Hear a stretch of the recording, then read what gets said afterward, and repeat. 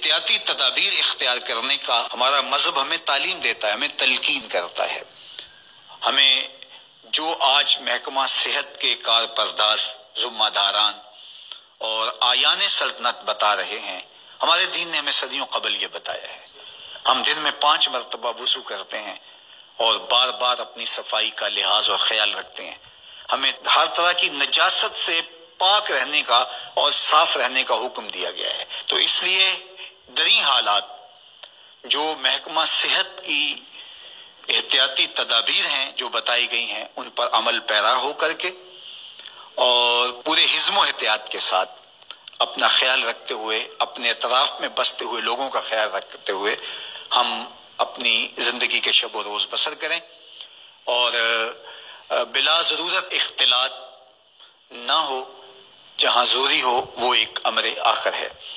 اور دوسری بات یہ ہے کہ اس حالت میں جب کہ کاروبار سکڑ رہے ہیں اور معیشت تنگ ہو رہی ہے اور ملک میں لاک ڈاؤن کی سی کیفیت ہے، تو ظاہر ہے وہ لوگ جو ہر روز کماتے ہیں اور ہر روز اپنے بچوں کا پیٹ بھرتے ہیں، ان کے لیے مشکلات سب سے زیادہ ہیں۔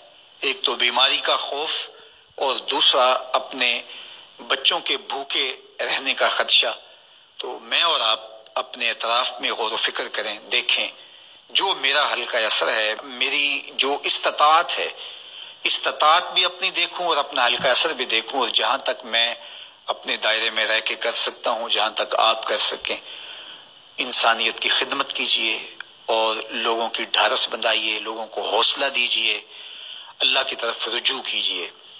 اللہ تعالیٰ اس بیماری سے، اس وبا سے، اس ابتلا سے، اس آزمائش اور اس کڑے امتحان سے ہمیں نجات عطا فرمائے اور اس وبا کو بہت جلد وطن عزیز سے دور فرما دے۔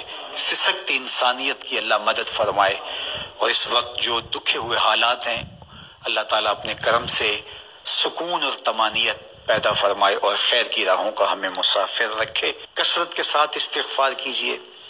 حضرت سیدنا عمر رضی اللہ تعالیٰ عنہ فرماتے ہیں کہ آسمان سے کڑکتی ہوئی بجلیاں بھی اتر رہی ہوں، جو استغفار کر رہا ہو اللہ اس کو محفوظ فرمائے گا۔